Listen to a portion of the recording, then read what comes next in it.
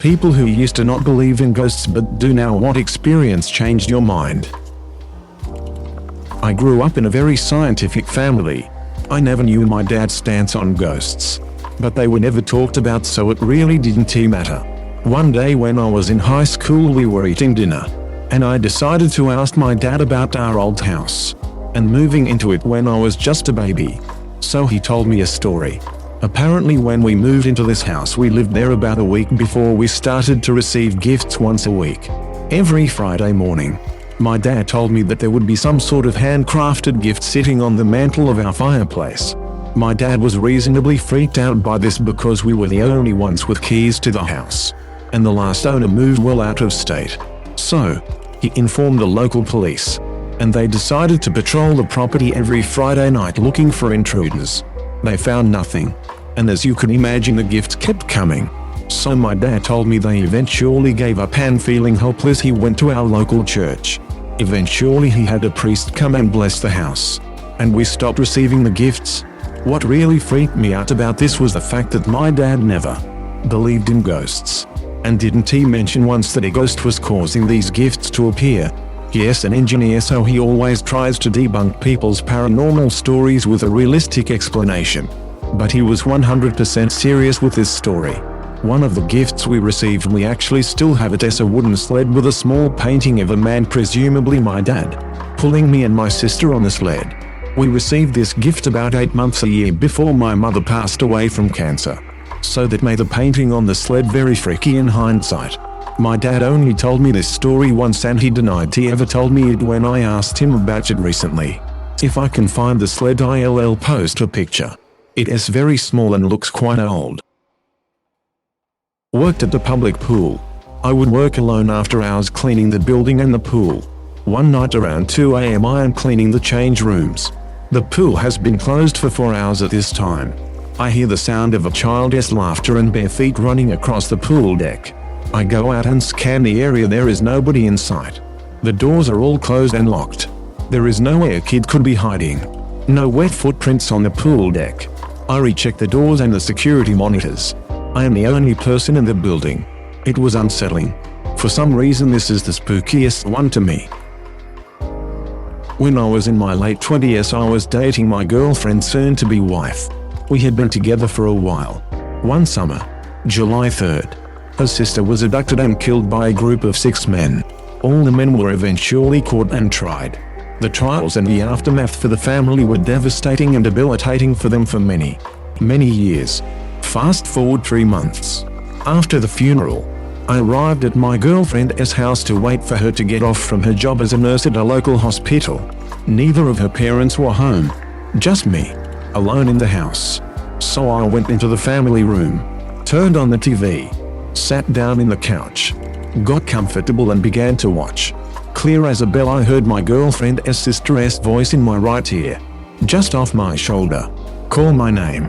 I turned to look at the seat next to me, and of course there was nobody there.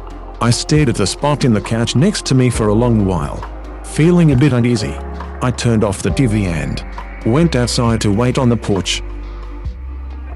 I've written about this before, but once while falling asleep after a movie with the family, I was awoken by what seemed like a small boy running towards the couch we were in.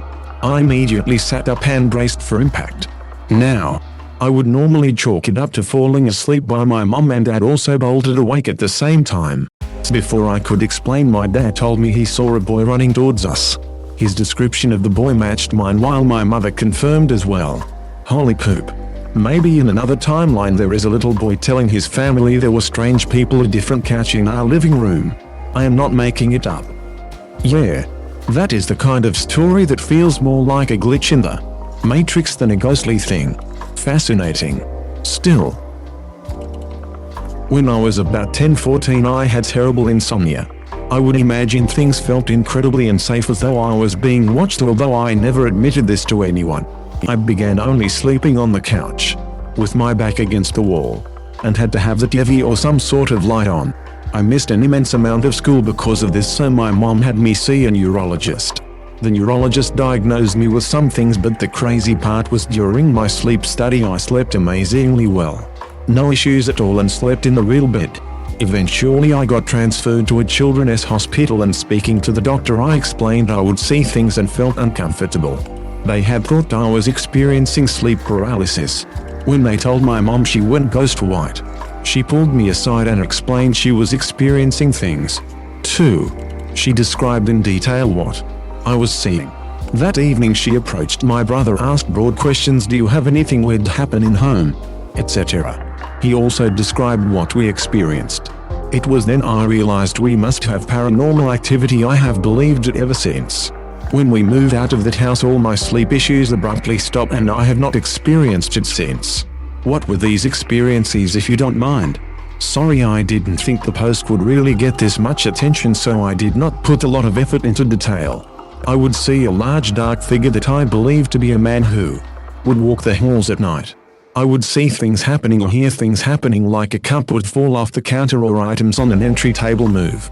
One evening I remember seeing a black figure that was smaller size of basketball run across my bedroom floor, hit the wall, and went under my bed. As I was convincing myself it was imaginary, my mom came running in since she heard the thud. At the time we had not all concluded the ghost thing, so I did not say what it was but ran out the house and spent the night at my friend's because I was terrified. My mom experienced many times the feeling of someone sitting on her bed. She said she had think it was one of us and looked, but there would not be anyone there, just an indent as if someone was. There is more, but I'm at work, my break is over. I will have to keep typing later if there is interest. My girlfriend's grandfather's ashes were on a little shelf in the living room, right next to a very solid heavy angel statue. Well, one weekend she and I are fooling around on the living room couch, and out of the corner of my eye, I see the angel statue fly off the wall, accompanied with a deep grunt. Now when I say this thing flew off the wall, I am talking 7-8 feet of air before landing on the hardwood and leaving a dent where the wing hit. Even if this thing had fell off the wall, it would have dropped straight down, not soared with force. Well, we both stood there in shock, and I whispered if she had heard the grunt as well, to which she agreed. So we both booked it for the day. Well, that night at dinner we told her parents what happened, leaving out the naughty bit, and Megan's younger sister burst into tears saying she had seen a dark figure at the foot of her bed the last couple's nights, but didn't he want anyone to think she was crazy. Grandfather that died had mental health issues that caused a lot of pain. Well, after the day I was a believer. Grandpa's ghost cock blocked you. I am smelling an elevator pitch for a hilarious new comedy film, Ghost Blokers. I would not be blocked by no ghost. My wife and I swear that our daughter used to talk to ghosts when she was a toddler. She was an only child at the time.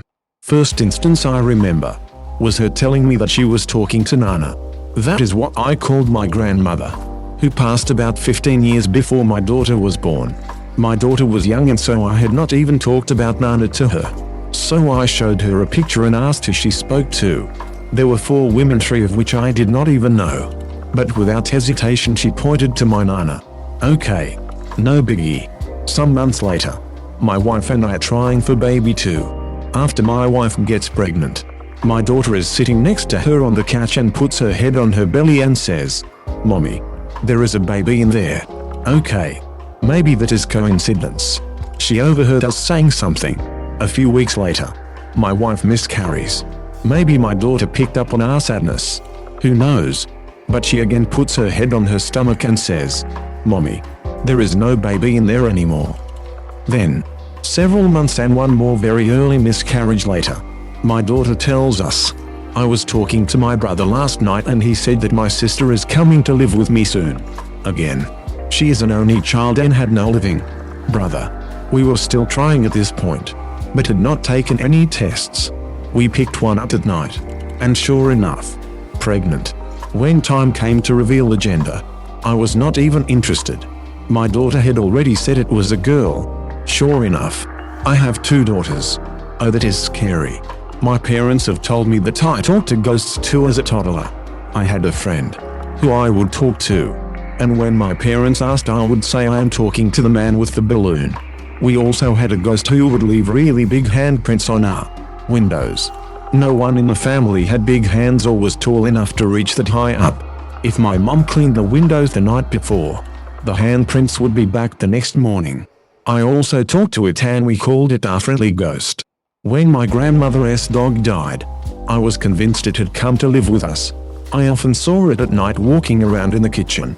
I have had so many experiences with unexplainable things that I cannot not believe it ghosts anymore. When I was around 5 years old, and my mum was pregnant with my younger brother, I woke up one night, came into her bed to snuggle and laid my hands on her belly. Something I normally never did. Less than 5 minutes later she started having contractions and she started going into labor. My entire childhood was filled with experiences like this. I have had a few experiences as a teenager and young adult too, but not that often anymore. A few scary ones, but mostly harmless stuff. I was always on the fence about ghosts because there was no scientific evidence of them being real, and I was going through a big question phase with religion afterlife at the time anyway. But my family moved into an old farmhouse when I was 12. This was a very old farmhouse with a build date around the Civil War. The original owner's name was still on the old barn out back, and we found numerous old attics built into the walls when we completely renovated the place. A few odd and end things happened after we first moved in, but distinct things started happening to myself after I turned 16. But never to my sister until after she turned 16 too. The most prominent memory I have. The upstairs consisted of 2 bedrooms. One bedroom was the room at the top of the stairs. The second bedroom was in a separate room just to the left of the top of the stairs. I had the private room and my sister's room was the landing. When someone walked up the stairs it was very distinct. You could hear each individual step and the creaks got louder as the person approaching got closer. So one night I'm sitting on my bed watching TV or something and I hear my sister come up the steps and go lay on her bed, so I start talking to her. When she does not answer me I get annoyed and go into her room to figure out what her problem is, only she is not in there. My mind was blown because I know I heard her.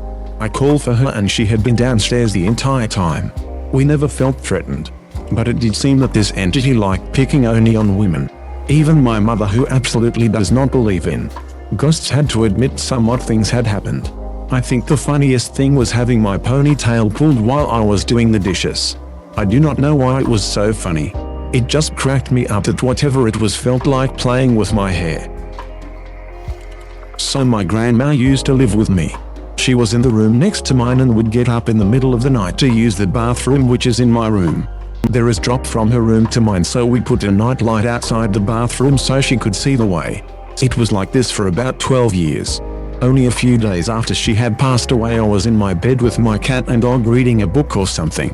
I remember my cat and dog both waking up and looking to the night light. My cat got up and went to the light, pulling at it and making nosies. My dog just stayed still, not barking. I would grab him so he would calm down or go to sleep, but he never took his eyes off that spot. That is when I saw what I can only say looked like a light bend around the night light. I was positive it was my grandma coming back to use the bathroom and or check on me and the house. To this day, she died about 5 years ago. I still have that night light there and turn it on every night for her. I have not seen her or experienced anything like it again, but I'm sure she is still around. I have a story. So in high school, I worked kids' birthday parties. The place was basically a giant gym, and gymnastics dance classes were also held there. One day, I came in, and one of the girls I worked with, who was very spiritual and very religious, was totally freaked out. During the gymnastics class she taught at morning, one of the kids was staring up at the ceiling. When she asked the kid what he was doing, he said, "There is a little boy up there," and pointed at the ceiling. Strange enough, but whatever. Kids are weird. Later, 2 girls who were working a birthday party before mine came out of the gym and were visibly shaken. A pair of 5-year-old twins went down a slide and then stared at the ceiling. They both said that there was a little boy up there, in the same spot on the ceiling that the kid from the morning gymnastics class. We all went in and inspected the ceiling. Of course, it was just a regular, grey, warehouse-wise ceiling. But we were all super freaked out at that point. During my party, I was pushing a little boy on the giant swing we had in the gym. He, too, began to stare at the ceiling. He said directly to my face, "Hey, there is a little boy up there." We told all of our co-workers and managers about the 3 separate experiences we had today with children from different parties and classes seeing a little boy on the ceiling. The next day, we had downtime between parties, and nobody was in the gym. There are cameras in the gym that allow parents to see their children playing from the lobby. My manager called us out of the break room. Guys, check this out. We come out and see the screen which is streaming from the gym showing that giant swing going back and forth. Nobody is in there. It is just the swing going. I like to think that the ghost was truly a little boy who just wanted to play, and he finally got to go on the swing. Could be worse. My auntie used to live above a convenience store. It was a duplex and had a mudroom that connected the front doors to each apartment. The other apartment was empty and unlocked, so my cousins and I would hang out in there. One night we are playing hide and seek in the empty apartment. My cousin and I are running from the seeker and the hallway door slams shut in front of us. We freak out and end the game because we are too scared. We tell our parents and my aunt happens to have a night vision baby camera. She sets it up in the living room of the empty apartment and we can all see it on the TV in her house. We are watching it for about 10 minutes. Dust is flying everywhere and nothing is happening. Out of the darkness, a Pepsi can rolls up and hits the base of the camera. Everybody is like, WTF, this bitch is haunted. I never went up the stairs alone to get to her house again. I was too freaked out. About 3 years ago, the entire building burned down unfortunately. I don't know the cause.